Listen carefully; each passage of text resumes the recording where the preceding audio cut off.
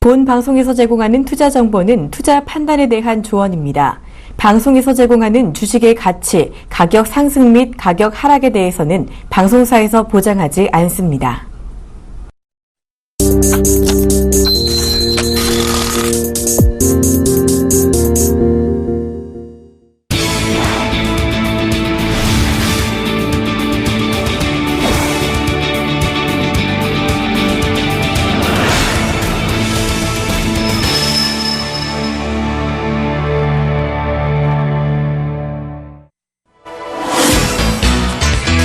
시청자 여러분 안녕하십니까? 수익을 말하다 시간이 돌아왔습니다. 여러분들 한 주 동안 아마 많이 기다리셨을 것 같아요. 왜냐하면요 FTN이가 쭉쭉 갔습니다. 자, 왜 갔을까요? 제가 바로 중국 제4의 소비 관련주 섬유, 의류, 보험 이 중에서도 특히 섬유 쪽에서는 기능성 섬유 FTN이 나노 섬유를 좀 보셔야 된다는 얘기를 강조를 많이 드렸었는데요. 자, 이 FTN이가 나이키사와의 공급 계약 소식이 뜨면서 지금 쭉쭉 잘 가고 있는 모습입니다. 아마 이것 때문이라도 여러분들 많이 기다리셨을 거라 생각을 합니다. 그래서 잠시 뒤에 그 얘기는 드리도록 하고요. 날씨가 많이 쌀쌀해졌습니다. 일교차가 많이 심합니다. 그러다 보니까 저도 감기가 살짝 걸렸는데 여러분들도 감기 조심하십시오. 일교차가 많이 심하다 보니까 조금 옷을 조금 얇게 입고 나가면 바로 감기에 걸리십니다. 그리고 독감 예방 주사는 꼭 맞으시길 당부드리면서 이제 여러분들께 본격적으로 수익을 말하다 시간 시작하도록 하겠습니다. 자, 수익을 말하다 저희가 계속 이어오면서요 시황에 대해서 늘 먼저 짚어드렸습니다. 그래서 오늘도 어김없이 시황에 대해서 얘기를 드리고요. 그 시황과 관련된 또 업황 그 다음에 종목 이 순으로 가도록 하겠습니다.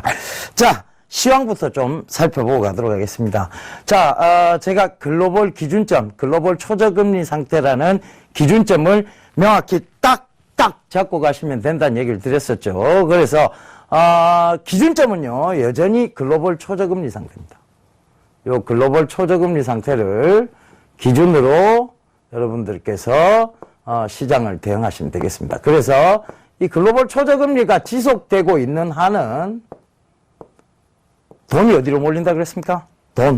이 돈의 방향성적인 측면에서 자, 돈이 어느 쪽으로 위험자산 쪽으로 올 수밖에 없다. 이 얘기를 이 수익을 말하다 시간에 계속 강조드렸던 얘기죠. 그래서 이 부분을 참고해 보셨으면 좋겠습니다.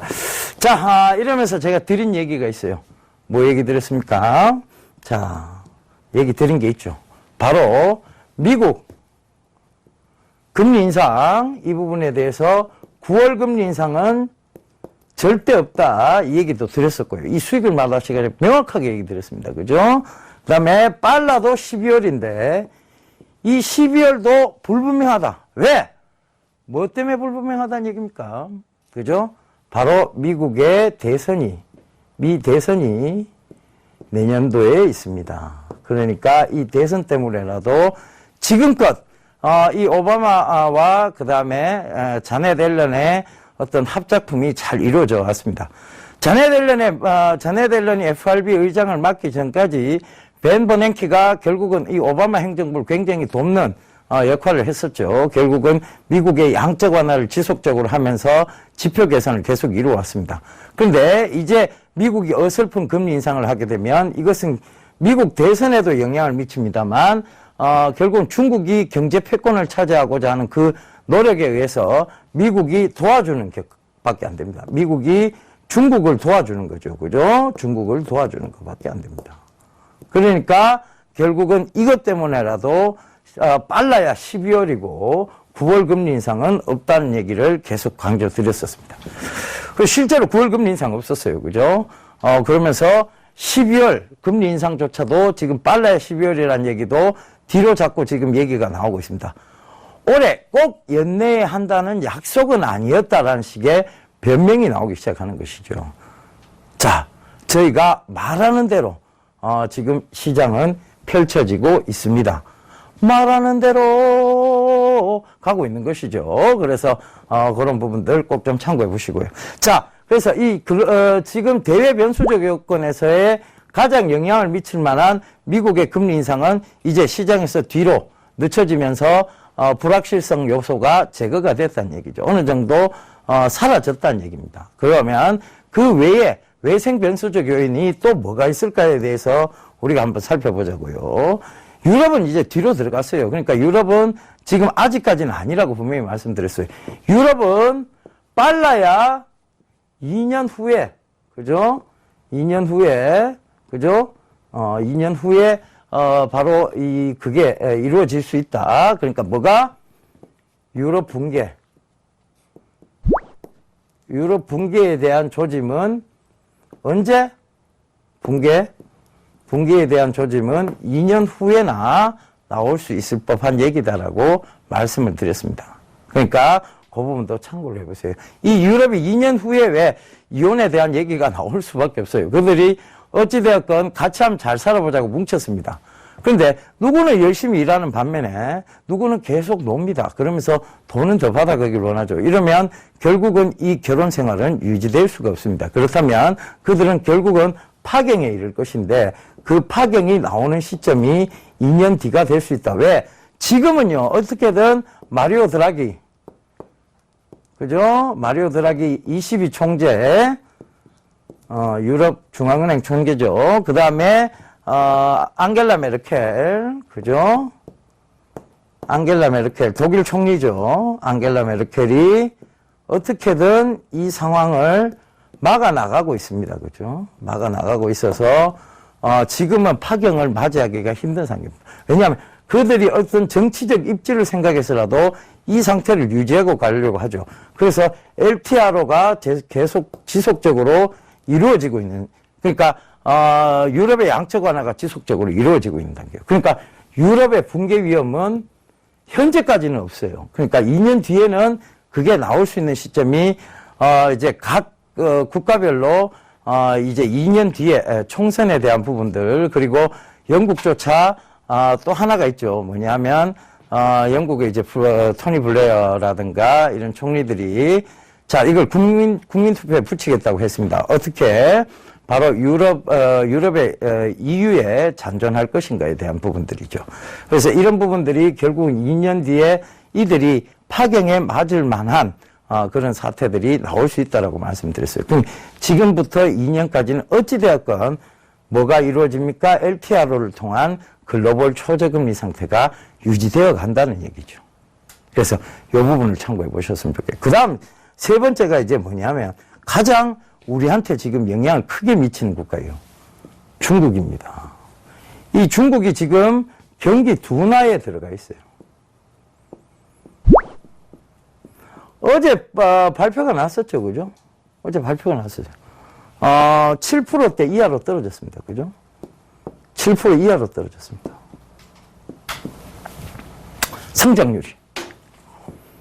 자, 이 7% 이하, 늘 7% 이상을 유지해오던 중국이 약 6년여 만에, 약 6년 몇 개월 만이라고 합니다. 7% 가까이, 7%에서 떨어졌어요. 그죠? 7% 이하대로. 경기 둔화죠. 그죠? 본격적 경기 둔화가 아니냐라는 얘기가 나옵니다. 근데 지금 중국이, 이번 주부터 뭘 합니까?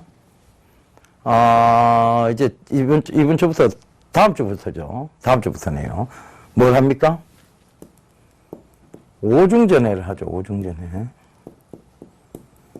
자, 이 오중전회를 하게 되면 결국은 이 중국은 이 오중전회를 통해서 뭘 발표하느냐?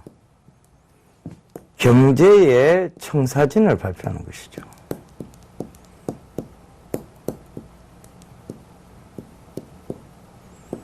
자, 이렇게 한번 생각해 보자고요. 중국의 시진핑은요,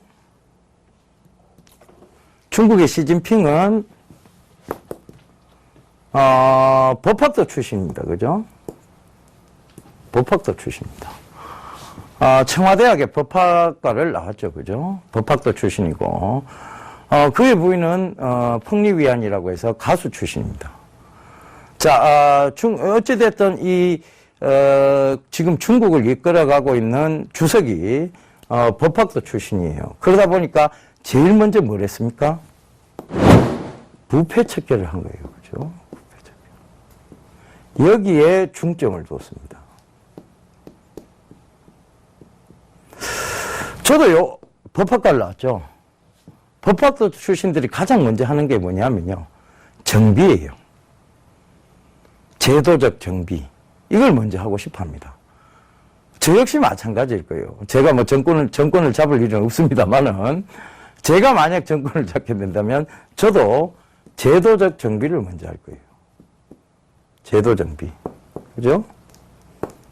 그래서, 그 제도 정비 차원에서 부패 척결을 했어요. 법의 잣대를 갖다 들이댄 거죠. 그죠? 딱 갖다 대고는 이제 그게 어느 정도 청산이 됐어요. 부패 척결을 했습니다. 그 다음 뭘 하겠습니까, 이 사람이? 성장에 대한 얘기들을 꺼내기 시작해야 되죠. 어찌되었건 중국은 10년간의 집권체제를 이루어가는 나라입니다. 그러니까 이제 초창기의 어떤 형태는 이제 나왔고, 그 초창기에서 이제 앞으로 자기가 이끌어 나가야 될 중국의 모습에서 성장이냐 균형이냐라는 이 갈등에서요. 처음에는 이 부패 척결 때문에 균형 쪽으로 많이 치우치는 듯 했습니다. 그런데 지금은요. 성장 쪽에 무게를 더 두고 있습니다. 최근에 시진핑의 행보가 그랬습니다. 자, 시진핑이 최근에 뭐 했습니까?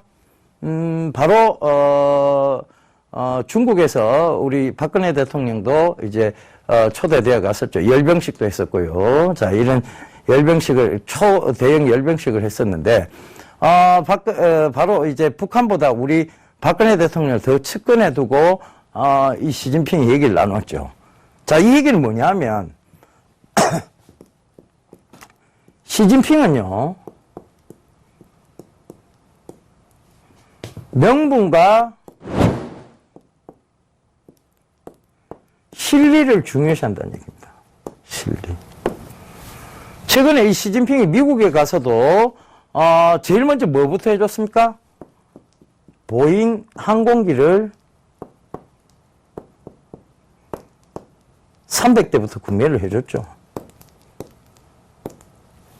그리고 나서 그 다음에 딱 연설해서 얘기를 합니다. 우리를 견제하지 말라는 식의, 너 까불지 말라는 식의 연설을 딱 합니다.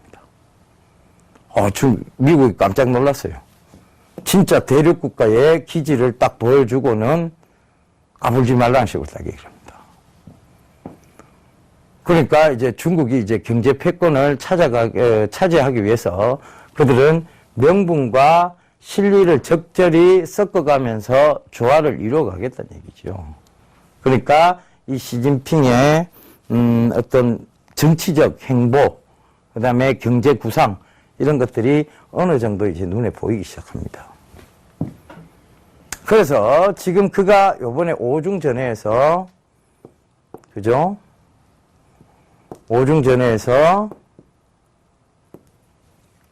뭘 발표할 가능성이 높으냐?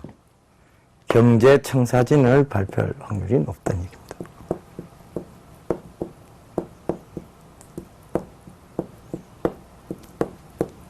그죠? 경제청사진. 그러면 뭐가 나오겠습니까? 뭐가 나올까요? 경제청사진에 뭐가 나올까요? 그렇죠. 부양책이 나올 확률이 높다는 얘기입니다. 자, 경기부양책. 그죠? 경기부양책. 경기부양책. 자, 여기에 나온다는 얘기예요. 그러니까 이 경기부양책에는 지금 어떤 내용들이 들어갈 것인가에 대해서 촉각을 곤두세우고 있습니다. 그래서 건설에 대한 경기부양책이 나올 수 있다는 측면에서 최근에 중국 그 건설 관련주죠. 우리나라에 상장되어 있는 회사가 있습니다. 완리라는 회사가 있죠. 이 완리는 타일 회사입니다. 중국의 타일 회사입니다. 타일.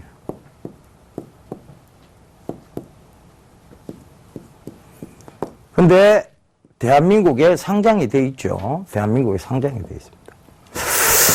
자, 이 회사가 바로 IR을 개최도 했었고요. 감사법인, 중국 기업을 하도 못 믿다 그러니까 감사법인조차도 한국 기업으로 바꿨습니다. 그죠? 그러면서 자, 우리를 믿어달라고 얘기를 하고 있는 것이죠. 그러면서 지금 중국이 경기부양, 즉 오중전에서 경기부양책이 나오면 바로 이런 부분들이 중국의 자율회사가 영향을 받을 수 있지 않겠냐. 즉 좋은 주가에 좋은 영향이 있지 않겠느냐는 얘기가 나오기 시작합니다. 차트 한번 볼까요? 차트 잠깐만 완리 차트만 좀 보고 가도록 하겠습니다. 완리 보시게 되면요, 최근에 이제 급등세가 좀 나왔어요. 그래서 투자 과열이라는 앞에 열자라는 딱지가 딱 붙었습니다. 투자 과열이죠, 그죠? 그런데 지금 많이 오른 것조차 없습니다. 이 주봉을 살펴보면요, 최근에 이제 그 2015년도 14년도 연말이었죠. 4,700원까지 올랐다가 다시 빠졌어요, 그죠? 다시 빠졌다가 지금 다시 이제 재상승 구간에 와 있는데, 이것은 철저하게 중국 오중전화 때문에 지금 미리 작용을 하기 시작한 것입니다. 실제적으로요, 이 미리 작용을 해서 경기 부양책이라는 것이 탁 튀어나오게 되면 어떻게 되겠습니까? 완리는 또 한 번 급등세가 나올 수도 있다는 얘기예요. 왜? 지금 그들 기업이 이제 모습들이 바뀌어 나가고 있습니다. 이런 걸 이제 우리가 흔히 뭐라고 이때까지 불렀는가 하면요, 완미, SNC 엔진그룹, 차이나 하오란, 차이나 그레이트, 중국 원양자원, 웨이포트, 이런 회사들은 중국 회사임에도 불구하고 대한민국에 상장되어 있던 회사입니다. 그런데 이 회사들이요, 불신에 의해서 차이나 디스카운트라는 묘한 상황을 겪어왔습니다. 근데 그 묘한 상황들이 이제는 조금씩 그 불신의 벽들이 허물어져 가는 것이죠. 우리가 중국 제품에 대한 불신벽들이 조금씩 허물어져 가는 것처럼 말이죠. 그래서 그런 부분들도 좀 참고를 해보신다면, 오늘 기사에서 제가 우연찮게 봤습니다. 중국에 이제 샤오미죠. 화웨이하고 샤오미를 자꾸 섞으려고 합니다. 샤오미죠, 그죠? 샤오미의, 이제, 레이진 회장이, 자, 바로 60인치 FHD 풀 HD TV입니다. FHD TV를 자 보급형을 100만 원 이하의 가격에, 우리나라 돈은 100만 원 이하 가격에 공급하겠다 발표를 했습니다. 야, 샤오미가 이제 드디어 TV까지 침해를 해 들어갑니다. 여러분, 제가 이 수익을 말할 시간에, 발통을 한번 타고 나왔죠. 왕발통이라고 불리는 쉐그웨이의 제품을 타고 나왔습니다. 그 쉐그웨이를 인수한 회사도 샤오미입니다.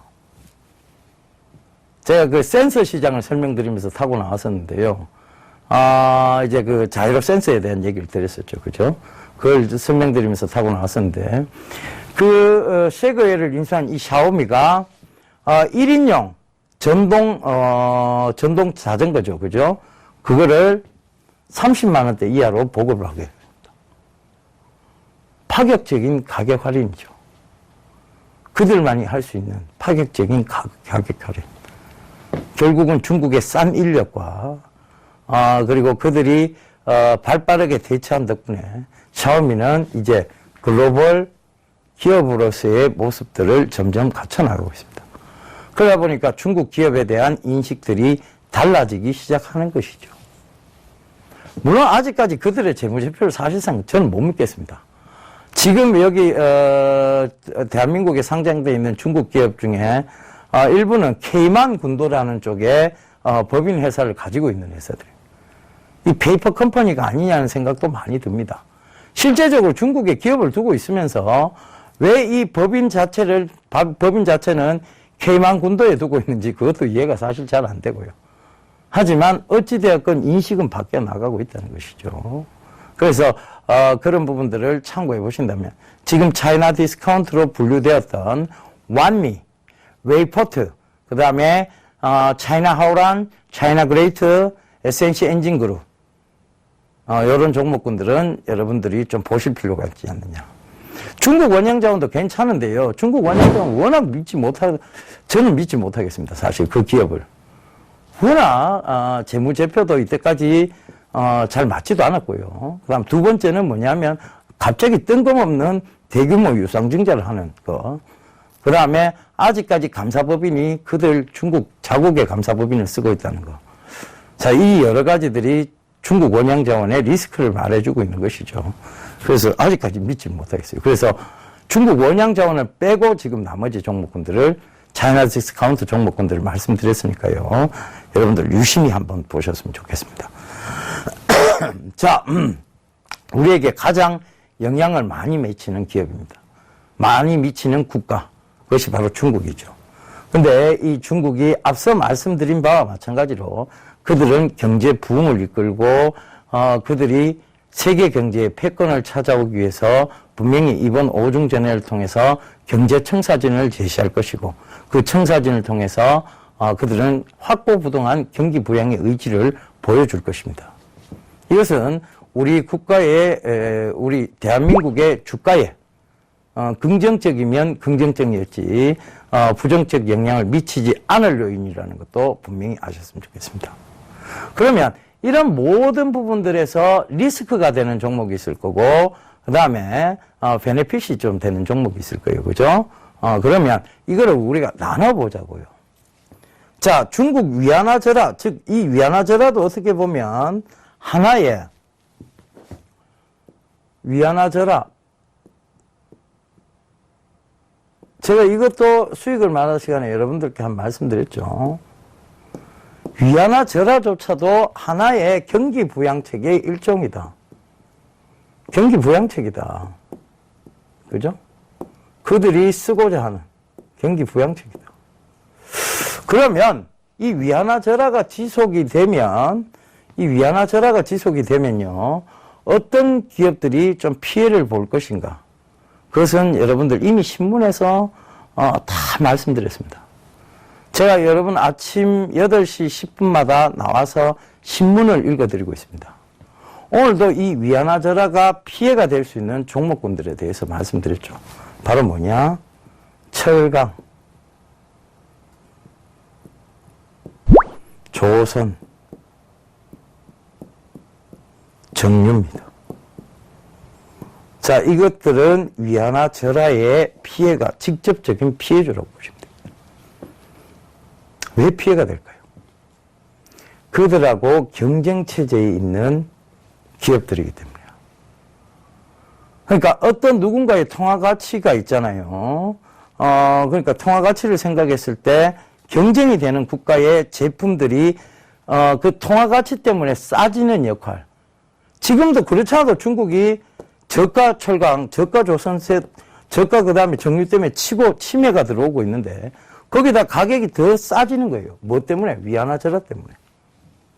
그러면 국제 경쟁력을 잃겠죠. 누가? 우리 대한민국의 철강, 조선, 정유화학주들이, 정유주들이. 그죠? 국제 경쟁력, 제품에 대한 국제 경쟁력, 가격 경쟁력이 떨어지는 거예요. 그러다 보니까 직접적인 타격을 받을 수밖에 없습니다. 바로 이런 부분들이에요. 그러니까 제가 이 수익을 말할 시간에 참 건방지게도 얘기 드렸습니다. 철강, 조선, 정유, 화학이 다시 살아 돌아온다는 것은 우리나라가 농사 짓는 농업국가로 돌아가도 잘 살 수 있다. 얘기하고 똑같은 얘기다. 이런 얘기를 참 건방지게도 이 수익을 말할 시간에 얘기를 다 드렸었죠. 그래서 그 이후부터 계속 주가는 지금 빠졌던 거고요. 철강, 조선, 정유화학은 여전히 아직도 좋지 못합니다. 들다가도 기술적 반등이라는 느낌을 강하게 줄 만큼 다시 빼버리고를 반복하고 있습니다. 그래서 이런 부분들도 참고를 해보셨으면 좋겠습니다. 그러니까 어찌되었건요, 이 주식시장은요, 산업과 산업간이 치열하게 싸움을 펼쳐서 이긴 놈의 주가는 올라가고 떨어진 놈의 그러니까 패한 놈의 주가는 떨어지게 돼 있습니다. 그것이 바로 이 산업 싸움의 결과물이 되는 것이죠. 삼성전자하고 삼성전자의 갤럭시하고 애플의 아이폰이 싸웁니다. 자, 진짜 주먹다짐 하는 거 아니죠? 보이지 않는 싸움을 하는 것입니다.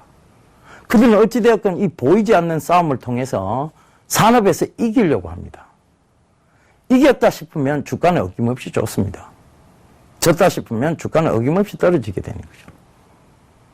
근데 그 싸움에서 또 중국이라는 거대한 인구국가, 샤오미, 화웨이들이 같이 치고 들어오기 시작합니다.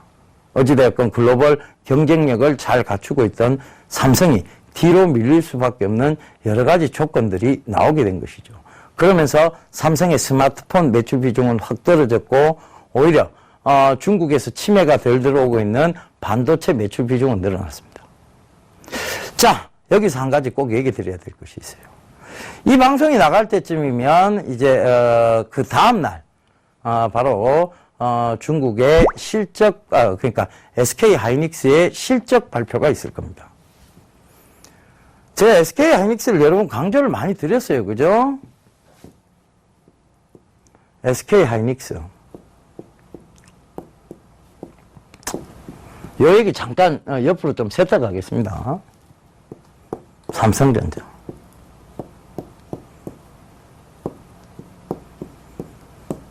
자, 이 둘의 차이가 뭘까요?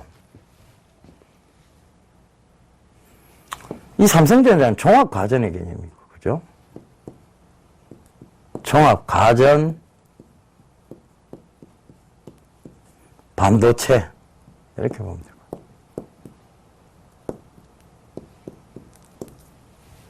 SK 하이닉스는요, 반도체, 퓨어, 순수 반도체입니다. 기술력은요, SK 하이닉스가 층기술력, 즉 D램의 층기술력으로 따지면 더 월등히 높습니다. 그리고 삼성전자의 반도체 생산 능력의 약 2배 가까이가 되는 생산 능력을 갖추고 있습니다. 그죠? 자, 요번에 삼성전자의 종합가전 쪽에서의 매출이 좋았습니까? 반도체 쪽의 매출이 좋았습니까? 반도체가 월등했습니다. 전체 매출 비중의 50% 이상을 차지했습니다.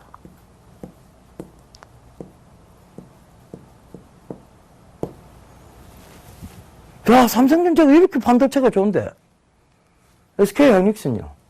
그럼 반도체가 나빴을까요? 아니죠. 이 SK 하이닉스의 지금 실적 발표 때요, 어닝 서프라이즈가 기대가 되는 상황입니다.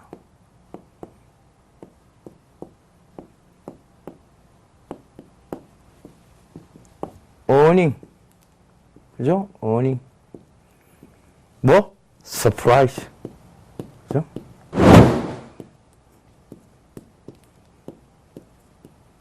이 상황입니다. 근데 주가는 왜 빠질까요? 누군가가 공매도를 심하게 쳤죠. 그죠?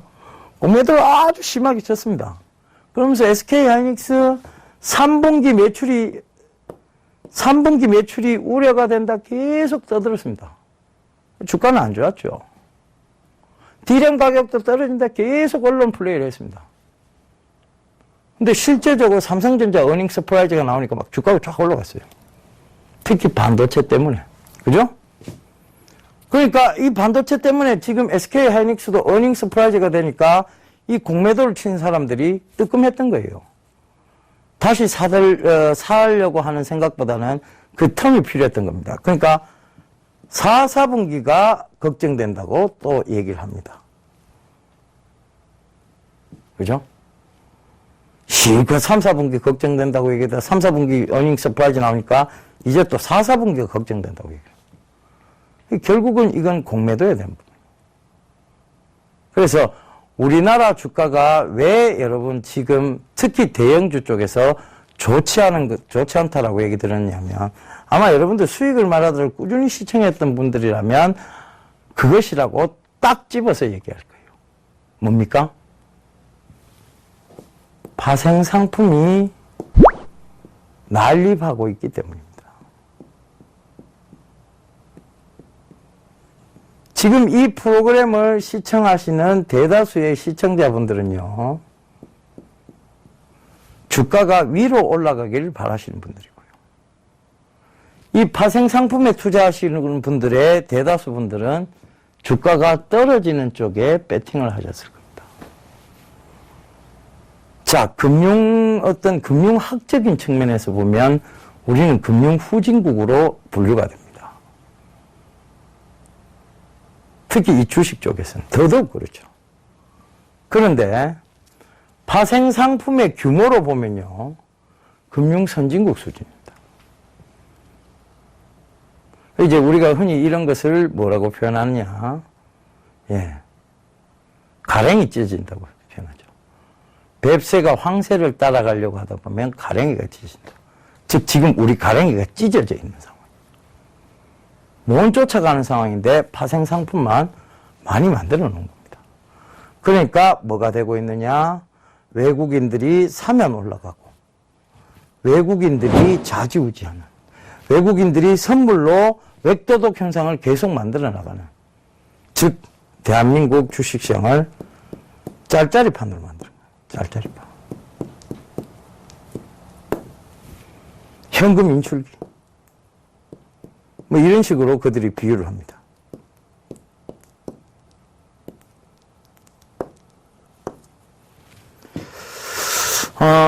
제가 뭐 얘기 옆으로 잠깐 셀 수도 있는데요. 제가 무역회사를 하면서 경험했던 일을 잠깐 들려드리고자 합니다. 제가 무역회사를 할 때요, 그들이 이런 얘기를 합니다. 미국인들이 한 얘기예요. 세계적으로 똑똑한 민족이 두 민족이 있다. 하나는 유태인. 그죠?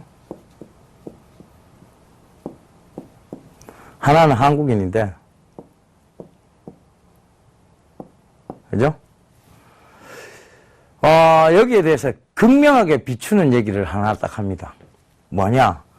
유태인이 갇혀있는, 유태인이 2명 갇혀있는 감옥은 50명의 보초를 세워야 된다고 합니다. 한국인이 50명 갇혀있는, 감옥에는요, 보초를 1명만 세우면 된다고 합니다. 되게 기분 나빴습니다. 이 얘기를 들었을 때. 그래서 왜 그러냐를 물어보기도 전에 해답은 이미 알고 있었습니다. 왜? 유태인들은요, 그들끼리 서로 도웁니다. 그러니까 2명이 갇혀 있어도 누구 1명을 내보내기 위해서 그들이 서로 돕겠죠. 근데 그들 얘기로는 한국인들은요, 자기들끼리 경쟁한다고 얘기합니다. 실제로 이런 어떤 무역 쪽에 가보면 이런 경우가 많아요. 많습니다.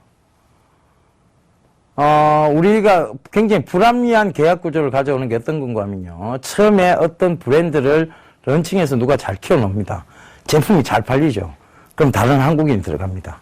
그러면서 AS 조건을 없애버립니다. 그리고 또 다른 또 한국인이 또 그 제품의 판권을 가져가기 위해서 제품 가격을 터무니없이 올려줍니다. 그러다 보니까 그 경쟁 구도를 가져가다 보니까 결국은 그것은 대한민국 소비자들의 몫으로 고스란히 짐으로 떠안아가는 경우가 생기죠. 실제적으로 보면 자동차 업계에 그리고 음량 업계에 보면 포칼이라는 브랜드가 있어요. 그 브랜드 대한민국 내에서는 AS가 안 됩니다. 그 수입업자들이 AS 조건을 다 없애버린 것이죠. 그죠? 나이키도 그렇습니다. 그죠? 그런 여러 가지 불합리한 조건들이 결국은 이 무역관계에서 그들 때문에 그들이 그런 얘기를 하는 거예요. 한국인이 갇힌 감옥은 50명이 갇혀 있어도 1명이 보초만 세우면 된다. 서로 끌어내리려고 하기 때문이다. 이런 얘기를 하죠. 그래서 굉장히 기분 나빠서, 그래, 역시 당신은 한국인을 잘 본다. 당신은 역시 VIP다. 이런 얘기를 해줬습니다. 그러면서 보통의 VIP는 very important person인데, 당신은 very impolite person이다. 그러니까 굉장히 불공손한 놈이다. 이런 얘기를 해주고 그냥 나와버렸습니다. 자, 이런 경우들이 있어요. 그러니까 결국은 뭐냐 하면 이 얘기의 일화를 왜 들려드리냐면요. 결국은 지금 우리가 지금 처한 현실이 이런 파생 상품을 너무 많이 만들었기 때문에 이 파생 상품 갖고 그들한테 휘둘리는 장이 돼버렸던 거예요. 똑똑하지만 경쟁이 너무 심한 나라. 그게 그들이 이용하고 있는 측면입니다.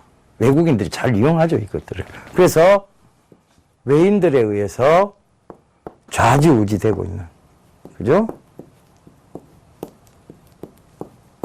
그런 장이 계속 열리는 것입니다.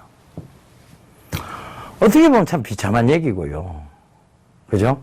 그래서 제가 늘, 이 수익을 말할 시간에, 토빈택스를 도입해야 된다. 토빈택스. 단기성 한번이 자금에 대해서 과세하는 토빈택스, 한국형 토빈택스를 준비를 해야 된다. 이런 얘기를 많이 드렸었죠. 이웃나라 중국만 해도요, 이 파생상품 가지고 좌지우지하려는 공매도 세력에게 경고를 하고 그들에게 과세를 하겠다고 나섰습니다. 토빈세를 도입한다고 그러고요. 그러니까 공매도 세력이 없어지면서 주가는 다시 회복을 하고 있는 수준이죠. 우리는요, 또 외국인들이 어떤 스탠스를 정할 때마다 그때마다 또 흔들려야 됩니다. 이거 좀 사라져야 될 거 아닌가 싶습니다. 그죠?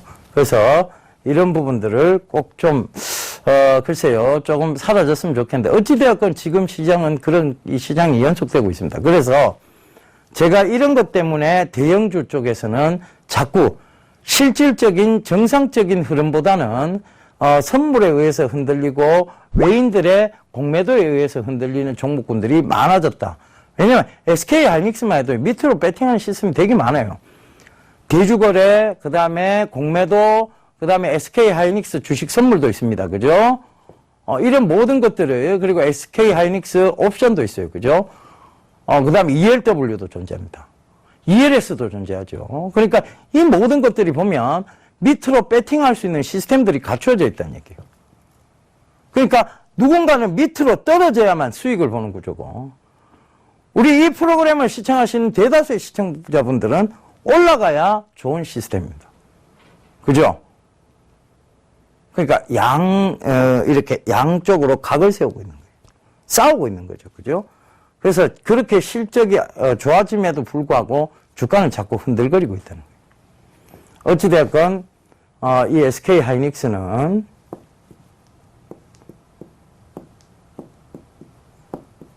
22일 실적 발표를 앞두고 있고요. 어닝 서프라이즈라는 점 참고하시면 좋겠습니다.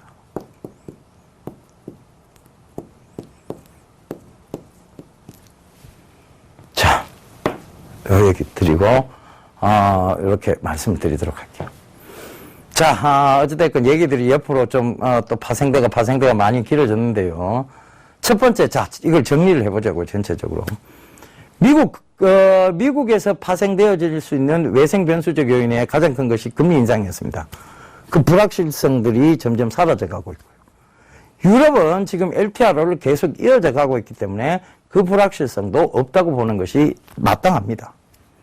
그럼 지금 우리한테 가장 영향을 많이 미치고 있는 중국, 그죠? 중국은 경제 패권을 차지하기 위해서 이번 오중전에서 경제 청사진을 제시할 것이다. 그것은 경기 부양책이 될 확률이 높다. 그렇다면 이것은 외생 변수적 요인으로 봤을 때 리스크는 하나도 없다는 얘기입니다. 악재 소멸이라는 얘기죠. 그죠? 그럼 지금부터 주가는 계속 올라간다고 말씀드려요. 실제로적으로 지금 주가가 계속 올라가고 있습니다. 잘. 그래서 그런 부분들을 꼭 좀 참고를 해보셨으면 좋겠습니다. 자, 여기까지가 시장에 대한 얘기입니다.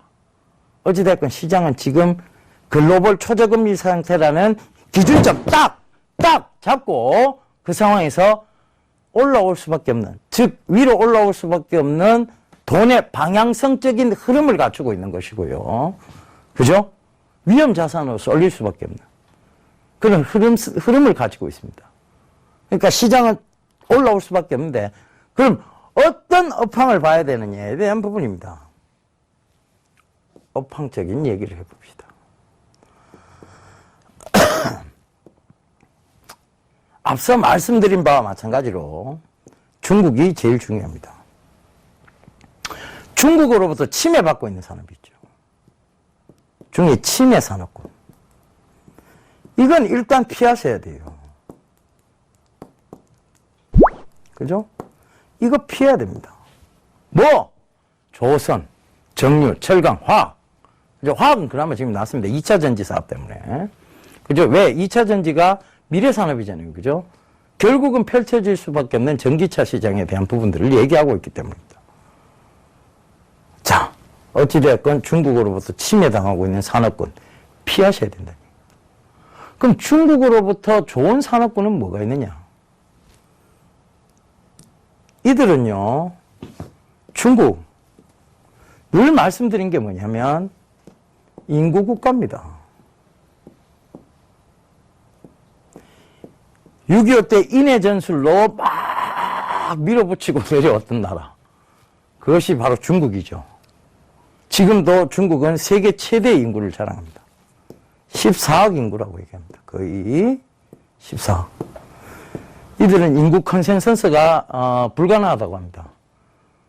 인구 컨센서스 하는 동안 이미 또 애들이 또 태어나고 또 죽어가고 있기 때문이죠. 그죠? 자, 이 14억 인구예요. 그죠? 이 인구들, 어마어마한 인구들이 뭘 하기 시작했느냐? 소비를 하기 시작한 거예요. 자, 그럼 해답은 나왔습니다. 중국 소비 관련주라는 얘기입니다. 자, 여기서 말씀드렸던 게 있었죠. 중국에 1대 소비 관련주가 있었고, 2대 소비 관련주가 있었고, 3대 소비 관련주가 있었고, 4대 소비 관련주가 있었다. 자, 이 4소비 관련주를 최근에 이 수익을 말하다 시간을 통해서 얘기 드렸고요. 섬유, 그죠? 의류, 그죠? 보험 얘기를 드렸습니다. 그들이 잊기 시작했고, 그들이 도시로 나오면서 고향에 계신 부모님에게 효도하기 위해서 보험을 들기 시작했다. 자, 여기서 차트를 한번 보고 합시다. 그때 당시에 이제 손보사, 생보사에 대한 부분들을 말씀드리면서요, 말씀드렸던 종목군들이 있어요. 자, 하나손해보험. 보시게 되면 지금 신고가를 계속 만들어가면서 우상향을 가고 있습니다. 그죠? 자, 우상향 계속 만들어가고 있는 거예요. 자, 그 다음, 롯데손해보험. 손보사입니다. 역시 마찬가지죠. 일봉을 한번 살펴보겠습니다. 이제 박스권을 뚫고 올라가는 모습입니다. 그죠? 자, 그 다음, 하나손해보험, 롯데손해보험 살펴봤고요. 자, 이 손보사 중에 하나 더, 동부화재. 계속 지금 말씀드리고 난 이후부터는 계속 올라가고 있습니다. 어찌되었건 우상향을 딱 만들어가고 있는 것이죠. 자, 그 다음에 생보사들입니다. 동양생명. 생보사들이 조금 좋지 못하네요. 그죠? 그 다음에 하나생명. 그죠? 그래도 주가가 나쁘진 않았어요. 그죠? 그 다음에 세 번째 좀 좋았던 것이 결국은 삼성생명. 삼성생명은 지금 이제 본격적으로 올라오기 시작하는 것입니다. 그죠? 또 하나 살펴볼 게 뭐냐면 의류 관련주 중에서 제가 꼭 봐야 된다는 것이 있었죠. 그죠? 바로 나노섬유, 기능성 섬유 보셔야 된다고 얘기 드렸습니다. FTN이. 그때 말씀드렸던 구간이 3,000원 초반이었고요. 지금 오늘 종가가 6,630원입니다. 5,630원이네요. 그죠? 수익률이 몇 프로 나왔느냐면 80%대가 가까이 나왔습니다. 한 종목에. 집중 투자해서. 가족분들이 지금 난리가 났습니다. 그죠?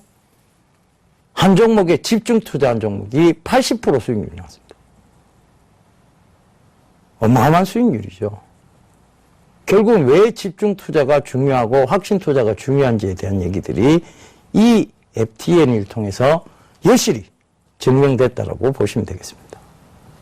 자, 그 다음 말씀드렸던 것이 바로 이제 대선이 시작된 거나 마찬가지다. 어디에서? 주식시장에서는. 그래서 지금 대선 관련주로 봤을 때는 누가 가장 대선 관련주 중에 강하게 올라올 수 있느냐에 대해서는 안철수 관련주라고 분명히 얘기를 드렸습니다. 참 이 수익을 말할 시간에 이 얘기를 드린다는 거 참 어려웠습니다. 어떻게 보면 PD님한테 허락도 받아야 됐었고요. 그래서 이 대선 관련주를 다루는 것은 사실상 어느 방송사나 좀 깊이 하고 있는 상황입니다. 그런데 대선 관련주는 뭐가 중요하다고 계속 강조드렸냐면 선점이 중요하다. 얘기를 드렸었죠. 그래서 5종목 딱 안철수 의원 관련주로 5종목 딱 짚어드렸습니다. 그거 흐름 잠깐 살펴보고 가도록 하겠습니다. 차트 볼게요. 자, 제일 먼저 강하게 치고 올라온 종목이 오픈 베이스였습니다. 말씀드리고 난 이후 가격 제한폭까지 한번 오르면서 어마어마한 지금 수익률이 나오기 시작했습니다. 한참 말씀드렸던 그 방송이 나갔을 무렵쯤은 9월 중순쯤이 되겠죠. 그죠? 그때부터 1,600원대부터 지금 최근에 2,800원까지 올라갔다가 지금 현재 가격도 2,300원입니다. 자, 그 다음 또 하나 말씀드렸던 종목 있죠. 바로 지금 강하게 올라오고 있는 솔리드입니다. 솔리드도 마찬가지예요. 6,000원, 5,800원 거기서 말씀을 드렸는데 지금 7,450원까지 올라갔다가 지금 밀려 내려왔습니다.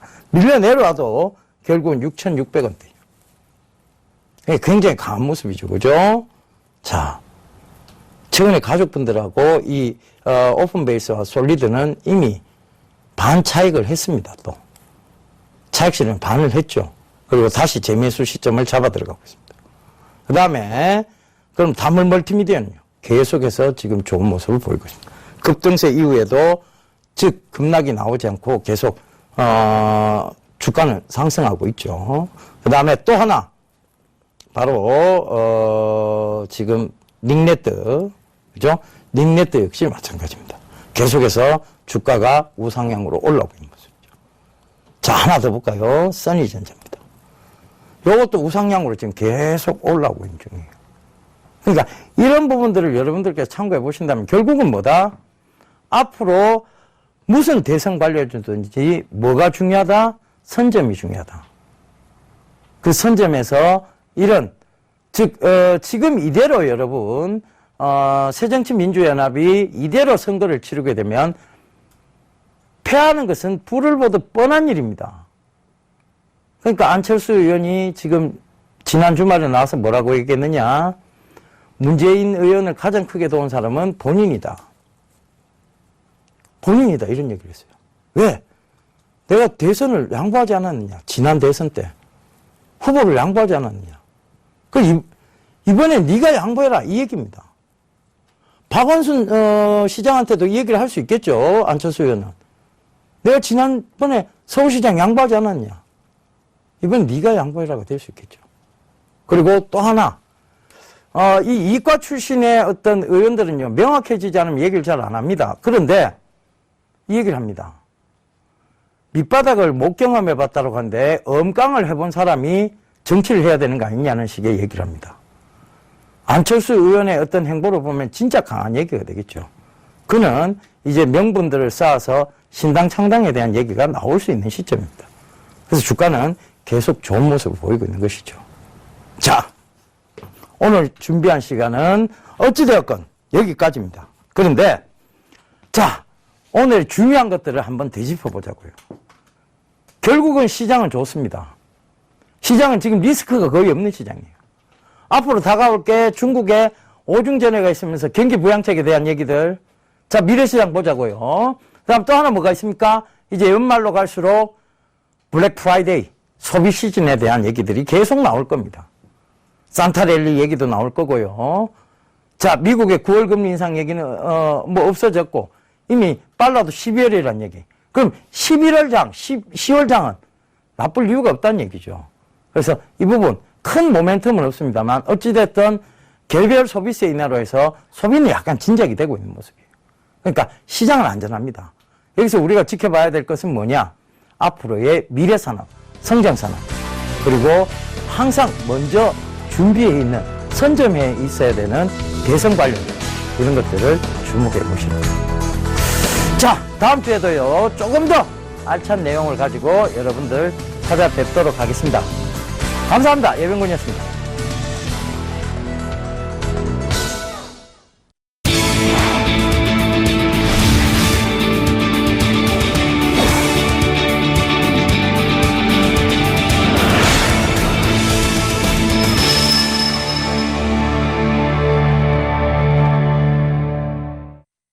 본 방송에서 제공하는 투자 정보는 투자 판단에 대한 조언입니다. 방송에서 제공하는 주식의 가치, 가격 상승 및 가격 하락에 대해서는 방송사에서 보장하지 않습니다.